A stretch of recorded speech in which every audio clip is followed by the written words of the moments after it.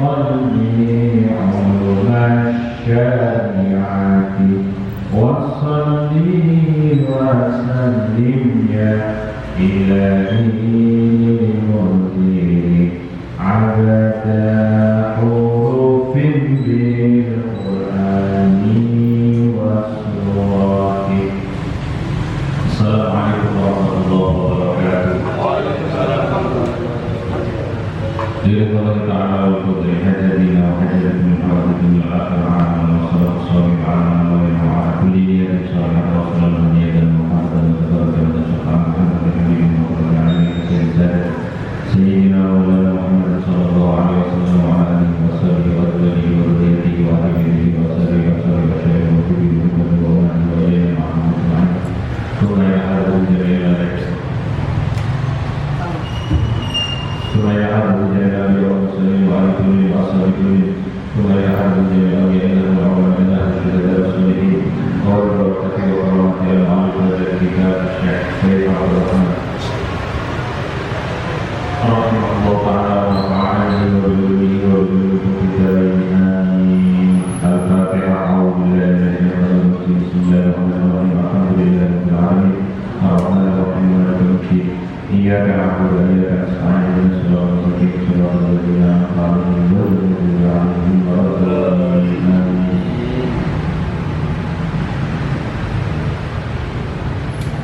بسم الله الرحمن الرحيم. الحمد لله جميعا والصلاة والسلام على سيدنا محمد أشرف الخلق جميعا وعلى آله وأصحابه الذين نالوا السعادة والتوفيق في الدنيا والآخرة.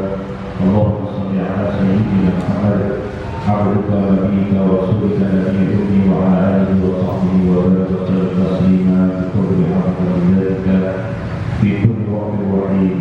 رب اشرح لي صدري ويسر لي أمري واحلل عقدة من لساني يفقهوا قولي.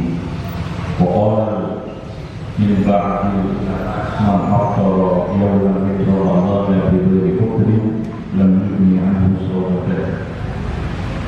Jauhnya ulama barang siapa tidak berpuasa satu hari saja di bulan Ramadan diberi fitri tanpa adanya udzur, tanpa adanya alasan yang dibenarkan oleh syariat, maka lam yughni anhu shaumuhu.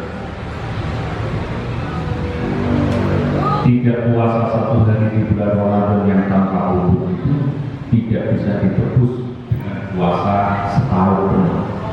Jadi ini jauhnya ulama dalam kitab Buya Ilustrasi harus ngotot. Jadi sing sawangan wong gak poso. Ini gak poso di bulan Ramadan tanpa adanya udzur yang dibenarkan oleh syariat, lalu ni'am sauda, maka baginya untuk menembus tidak puasa satu hari di bulan Ramadan di luar itu tanpa udzur itu ditebus dengan puasa satu tahun lalu, maka tidak akan mencukupinya. Maka ingat yang kemarin pernah saya sampaikan, kita dimampukan oleh Allah Ta'ala, diberikan rahmat oleh Allah Ta'ala bisa berpuasa Ramadan. Dan insya Allah kita diberkati oleh Allah termasuk orang yang mendapatkan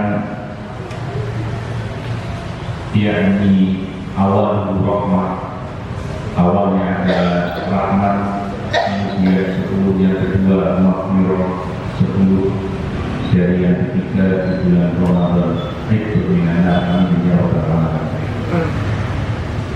Ayyuhal hadirun wa hadirat, para bapak ibu, para rekan-rekan menjelang berbuka kami dulu. Bagaimanapun kita harus ngaji fikih, apalagi di dalam atau terkait masalah sholat. Alimnya seseorang itu diukur dari cara sholatnya. Jadi kalau orang disebut faqih, itu orang yang alim, maka diukur dari cara sholatnya. Karena sholat ini orang yang tidak sholat itu dijelaskan di dalam kitab Bughyatul Mustashriqin itu adalah termasuk udimat al-musibatu bitarbiha, sangat besar musibah bagi orang yang meninggalkannya harus kembali sholat. Apa alasannya? Saya katakan Qala Ibnu Hajar al-Asqalani di Fathul Bari telah berkata, yakni Imam Ibnu Hajar al-Asqalani dalam kitabnya yakni Fathul Bari, saatnya Sahih Bukhari, man taraka sholat, barang siapa orang meninggalkan sholat adhar, maka dia membahayakan, membahayakan, membuat bahaya, membahayakan bijami'il muslimina, membahayakan kepada siapa? Bijami'il muslimina, kepada segenap semua orang Islam. Jadi orang tak sholat itu membahayakan, statusnya apa? Membahayakan.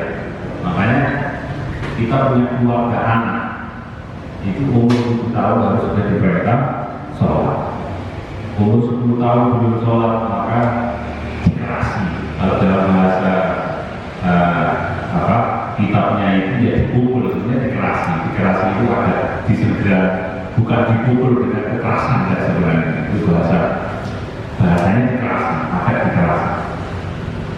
Karena orang yang tidak sholat punya status adhar bijami'il muslimina, membahayakan bagi segenap orang Islam. Alasannya seperti ini. Alasannya masuk akal.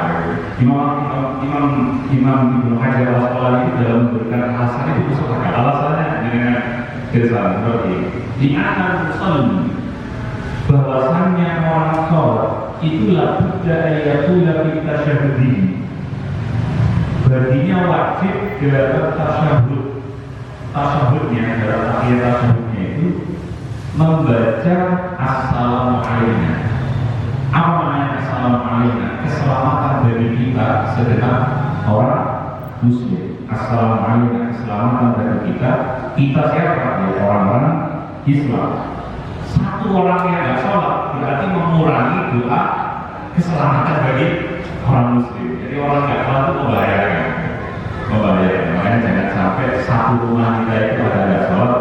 Lebih baik, katanya ada satu makalah dalam kitab kata bukunya wajib itu masih lebih baik kita punya anjing daripada di dalam rumah kita itu ada orang yang tidak sholat.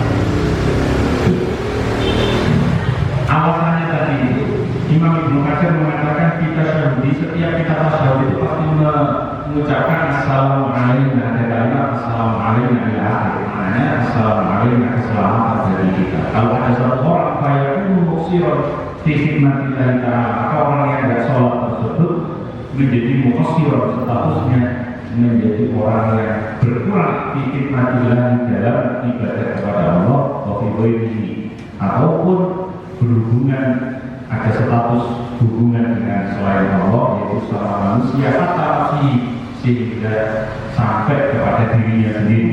Jadi harinya ini kalau saya orang sholat, maka dia berkurang dalam mendoakan segenap atau seluruh orang muslim, mendoakan asal keselamatan. Dan kaudimat al-musibah kita diharapkan yang demikian ini udimat menjadi musibah, al-musibah, udimat al-musibah menjadi musibah yang besar kita tidak dengan meninggalkan sholat. Nah, pada kesempatan yang penuh dengan cahaya atau nur mirrobi cahaya dari Allah Ta'ala, kalau kita mendapatkan cahaya dari Allah Ta'ala, apa masyarakat sholul bisa kalau mirrobi. Jadi kalau di dada kita itu ada cahaya keislaman, maka insya Allah kita dipastikan tidak akan malas dalam beribadah. Tidak akan malas dalam beribadah. Kita akan membahas tentang yang disebut dengan mufaraqah.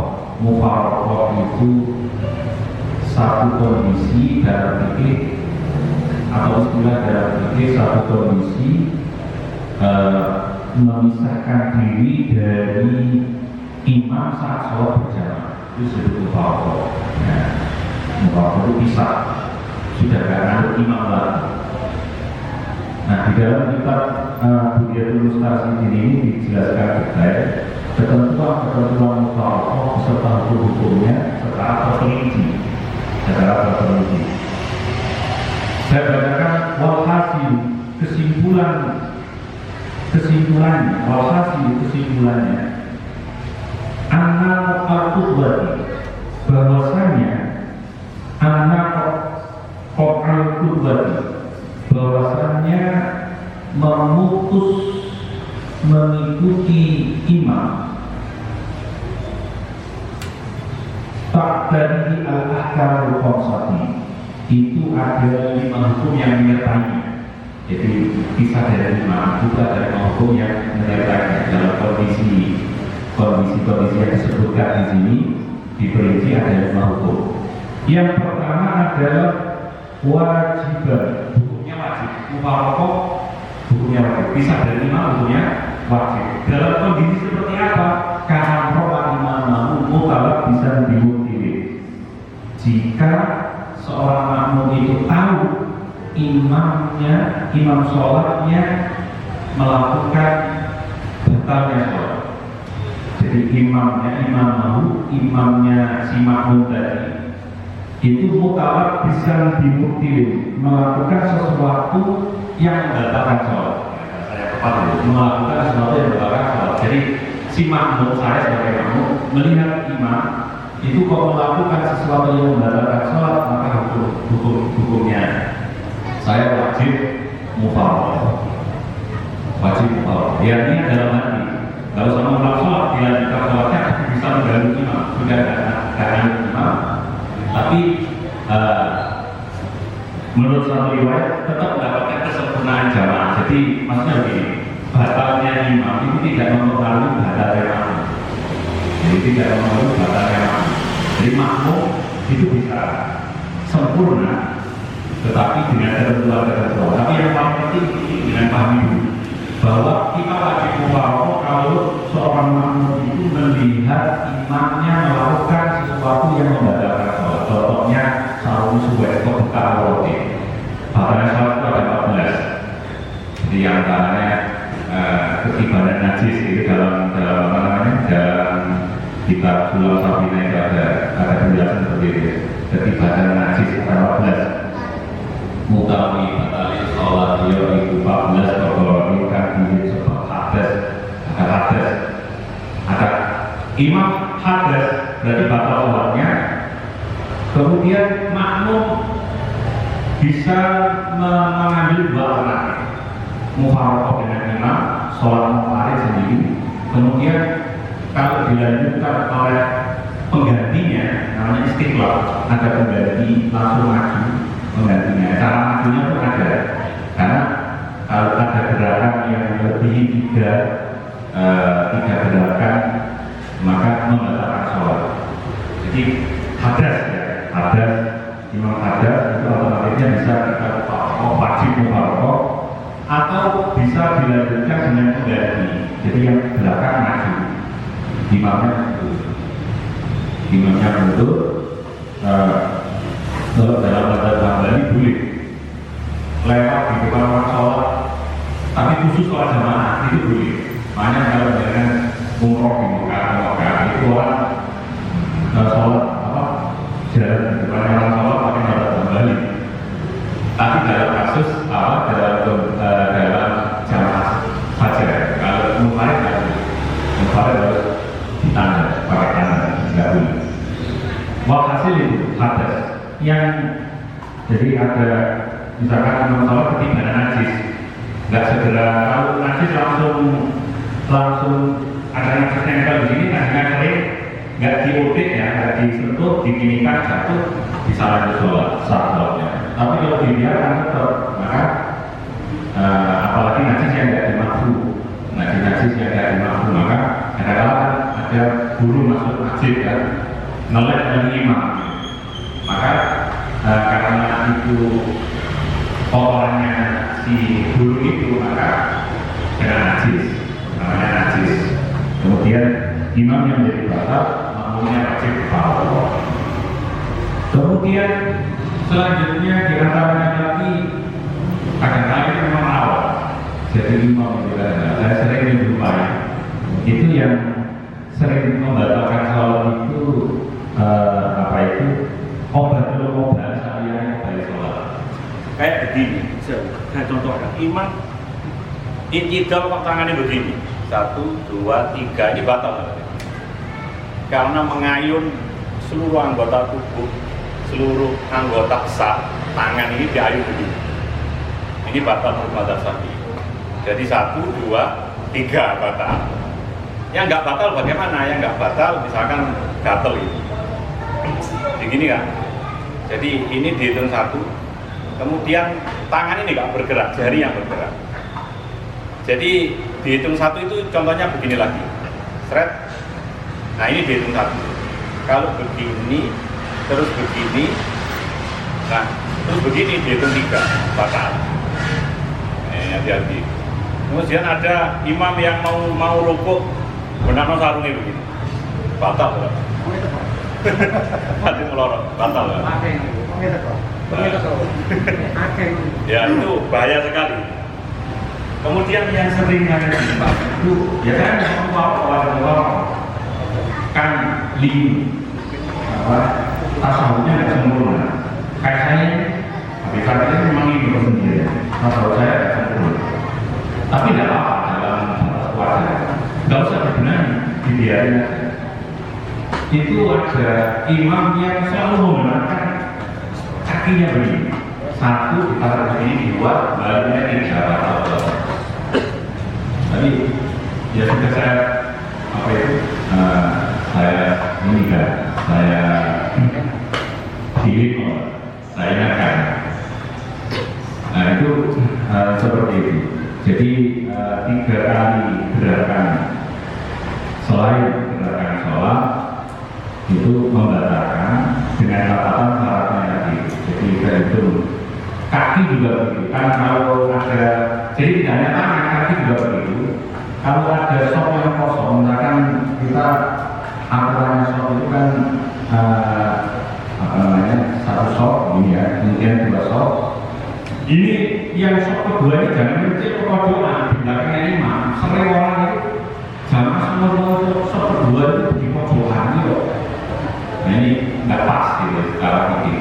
Ya di belakangnya imam.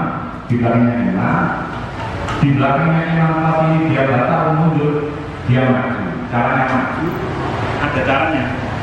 Caranya maju itu kaki kanan berhenti begini, terus melangkah lagi begini, mengisi apa namanya, mengisi sok ya, yang kosong tadi. Nah, itu memang rawan soal itu. Jadi kalau imam itu membatalkan, kalau gampangannya memang sarung suwe pas atau yang sering itu orang pakai celana, pakai kaos yang nyadar apa itu ya pas itu nyicing itu kebuka awalnya batal. Karena awalnya laki-laki kan dari seluruh di sini itu masuk awal, banyak bahaya. Pakai baju tas ketat itu di bawah sholat bahaya. Omongannya pakai celana, disabuni bisa. Saya sering berubah itu. Nah, kalau langsung kalau kena angin langsung ditutup, tidak membatalkan sholat karena dimaafkan. Tapi kalau langsung ditutup, kalau dibiarkan membatalkan sholat. Kalau sesuai pun di dalam fikih sesuai. Nanti penjelasan itu kalau dengan ada pertanyaan bisa ditanyakan.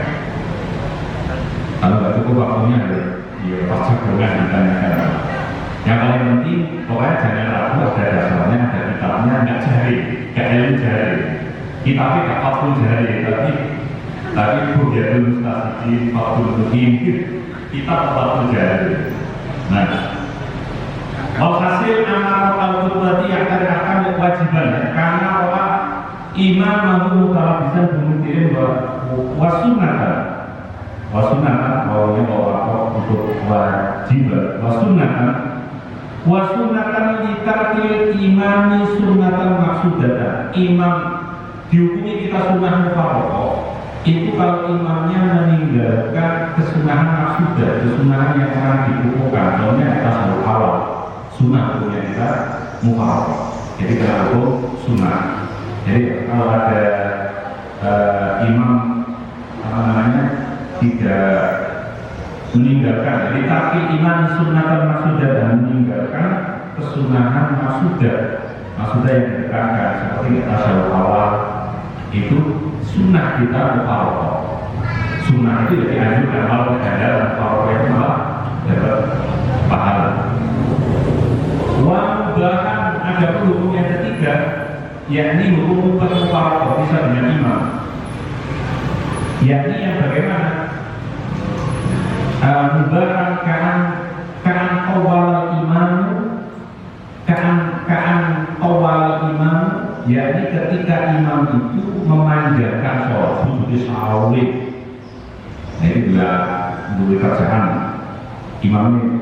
Banyak yang macam-macam profesi ya.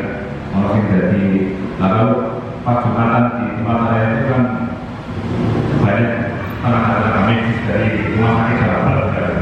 Jadi imam atau yasin, nah itu boleh mufarraqah. Misalkan jadi dari sujud terlalu lama, rukuk terlalu lama.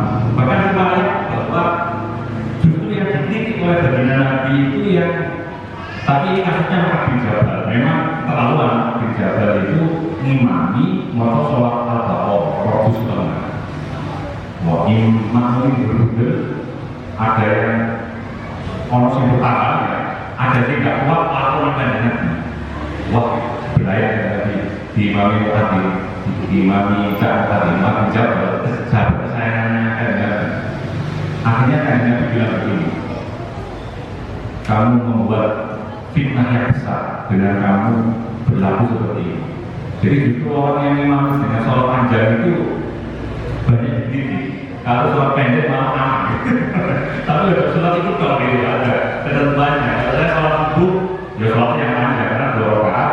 Barangkali ada orang yang baru berjalan dari rumahnya yang sholat putih. Saya kalau sholat subuh ya waktu jadi 2 rakaat dari wilayah yang ada. Sholat di bawah lumayan 30 ayat. Nah, kalau keterlaluan yang sholat al-baqarah itu mubah, boleh meninggalkan imam.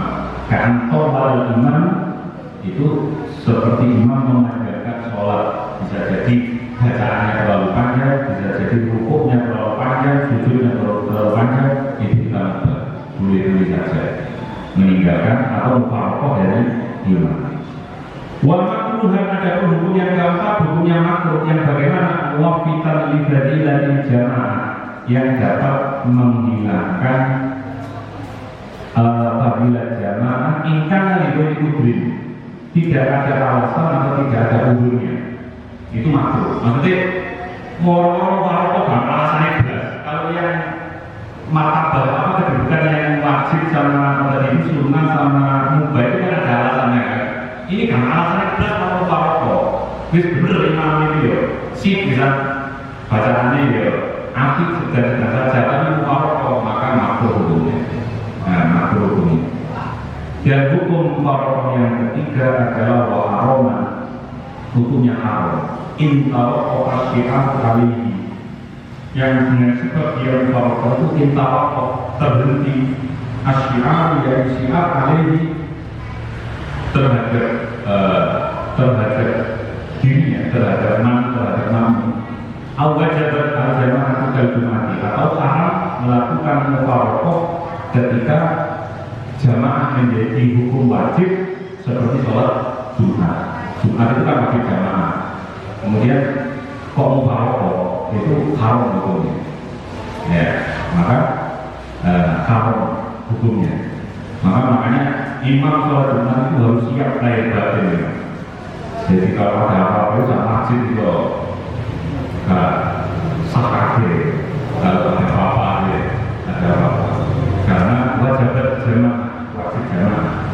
Maksudnya begini, yang haram ketika dia itu berjamaah tapi imamnya makmumnya cuma satu. Ya, makmumnya cuma satu. Di daerah itu nggak orang jamaah, makanya saya jadi orang ke sini Islam. Jadi dia statusnya dua orang Islam ini satu dari 5, satunya jadi makmum. Kemudian kok mufaraqah, maka hukumnya haram. Maka hukumnya haram karena nggak aneh ya. Di imamnya memang urut lagi, nggak ada lagi. Atau wajib jamaah Jumat, atau yang diwajibkan jamaah seperti hanya sholat Jumat. Bagaimana kalau imam sholat Jumat itu memenuhi unsur tadi, melihat seorang makmum melihat imam sholat Jumat ini membatalkan, harus ada yang mengingatkan, kemudian mengulang sholat Jumatnya diulang. Nggak ada cara lain, ya diulang. Kalau atas ya diganti. Kalau seperti tadi itu gerakannya melebihi 3 kali gerakan, jadi ini dari tangan digendong, kemudian beret-beret digawe main-main, kemudian mengucapkan kata-kata imamnya masalah apa, masalah hukum, itu batal. Nah, jadi paham ini harus paham hal-hal yang membatalkan sholat, di antaranya adalah ada 14. Kalau kita di Sulawesi Satina ada 14. Nah, ada pertanyaan yang masuk ke saya, beberapa pertanyaan. Kalau nggak sampai dibahas ya nanti insya Allah kapan-kapan dibahas lagi. Kemarin ada pertanyaan ke saya, Ustaz, saya ini kalau sholat tarawih selalu ketinggalan ya, saya kerja. Terus kalau sholat saya nggak mau dalam hati itu ketika sholat tarawih ini nggak boleh 30 hari tidak boleh. Tapi pas pulang ke rumah mandi nyampe masjid imamnya itu sudah sholat tarawih, saya belum sholat isya. Itu bagaimana? Ya dengan sholat isya ikut imam yang sholat tarawih. Jadi makmuman kepada imam yang sholat tarawih. Hukumnya apa? Imam yang sholat sunnah dengan sholat wajib itu boleh hukumnya. Ya, boleh. Ketika mungkin diterapkan boleh. Kenapa? Karena dari kasus ya saya dengar lagi Mu'adzin Jabal itu beliau sholat sunnah bermakmum kepada baginda yang sholat wajib. Karena menggunakan begitu juga sebaliknya. Jadi imam sholat sunnah kita sholat wajib bermakmum kepada imam yang sholat sunnah boleh. Tapi kita harus tahu martabahnya. Martabah itu tingkatan sholat wajib selesai. Sebelum sholat tarawih ya sholat ba'diyah, karena martabahnya sholat ba'diyah itu di atasnya sholat tarawih. Mau sholat tarawih tapi nggak sholat ba'diyah, berarti dia nggak ngerti martabahnya sholat itu kedudukan sholat. Karena kedudukan sholat rawatib itu lebih tinggi setelah sholat fardu daripada sholat yang lain. Makanya orang sholat tarawih itu sholat ba'diyah itu nggak ngerti martabahnya sholat. Ya, kayak imam itu nggak ngerti martabahnya surat yang asalnya misalkan rakaat pertama baca kunjungan wakafir, rakaat kedua baca alhamdulillah takabur, itu nggak ngerti martabahnya sholat. Ya alhamdulillah takabur diletakkan di rakaat pertama, itu ya alhamdulillah takabur diletakkan di rakaat kedua. Jadi martabahnya surat seperti itu, karena urutannya surat seperti itu. Jadi yaitu ilmu namanya. Nah, jadi bahkan orang yang mungkin itu boleh bermakmum kepada orang yang musafir, yang orang musafir ini melakukan sholat jamaah. Jadi mengatakan beberapa kitab mujiznya orang beliau Dr. Yusri Rusdi Mesir Al-Azhar yang mengambil jasa dari beliau imam sholat waktu itu kalau nggak salah sholat asar, beliau jamaah kosong. Ya, jamaah kosong kita beliau kan 2 rakaat, kita tinggal meneruskan yang makmumnya ini meneruskan 2 rakaat lagi. Jadi orang yang mungkin boleh bermakmum kepada orang yang musafir, meskipun orang musafir itu dia melakukan sholat jamaah kosong. Itu diantaranya pertanyaan yang masuk ke saya. Pertanyaan lagi ada yang menanyakan begini.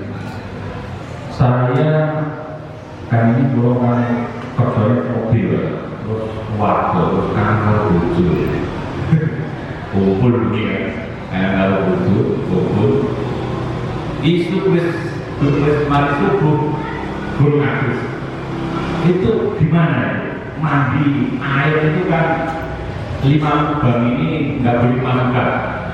5 lubang mulut, hidung, telinga, lubang maluan depan, lubang maluan belakang. Jadi 5 lubang nggak boleh memasukkan seperti itu, maka suaranya jadi status menjadi suara puasa. Itu kalau dalam kita beliau itu tadi ini, itu dalam bukan dalam politik. Dalam kita politik, ketika orang puasa dia punya kebutuhan untuk mandi wajib, mandi besar. Itu meskipun pokoknya tidak berubah belum dia. Meskipun airnya masuk, kalau mandi wajib tidak membatalkan puasa. Dengan syarat tidak menyelam. Maksudnya karena ada mengalami gitu. Dengan syarat tidak menyelam. Tapi selain mandi wajib membatalkan puasa kalau ada yang masuk. Jadi maksudnya kalau mandi wajib itu spesial, boleh. Meskipun ada air yang masuk, yang kita tidak mubalagh, kita tidak berlebihan.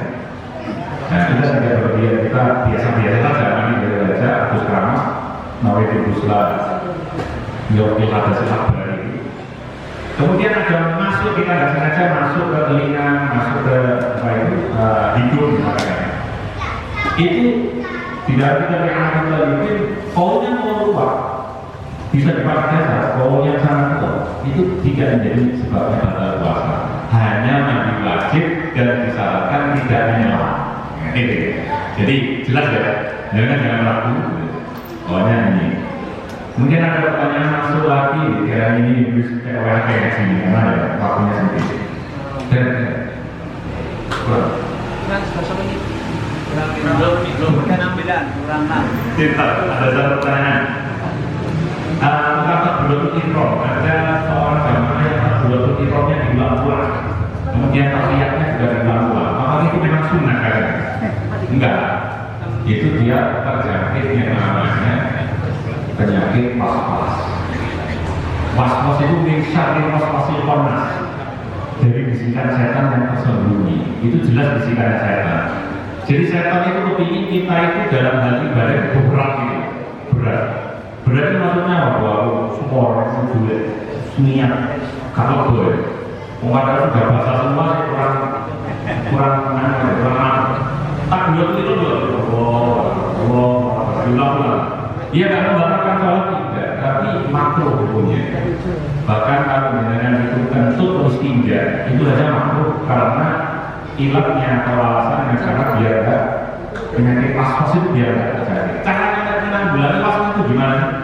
Masa bodoh, bahasa ulamanya itu masa bodoh. Wis mau direk, kamu sudah nilai Allah, nilai diterima, gak diterima ibadah terus tak salah mengikuti Allah. Jadi saya tidak maksudnya berupaya bagaimana berupaya bisa wudhu dengan benar, bisa tahlil dengan benar dan seterusnya. Ya tidak sampai meninggalkan sholat, tapi itu kalau diteruskan jadi penyakit, ya, penyakit pas-pas. Semuanya pas-pas.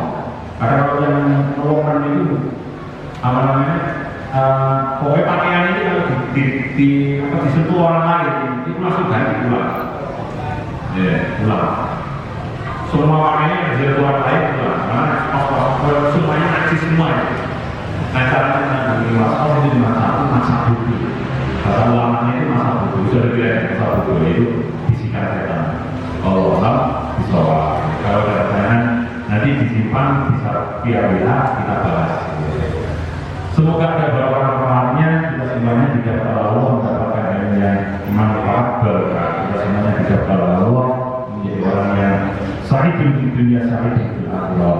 Alhamdulillah, subhanallah, walhamdulillah, wa la ilaha illa anta, astaghfiruka wa atubu ilaik. Assalamualaikum warahmatullahi wabarakatuh.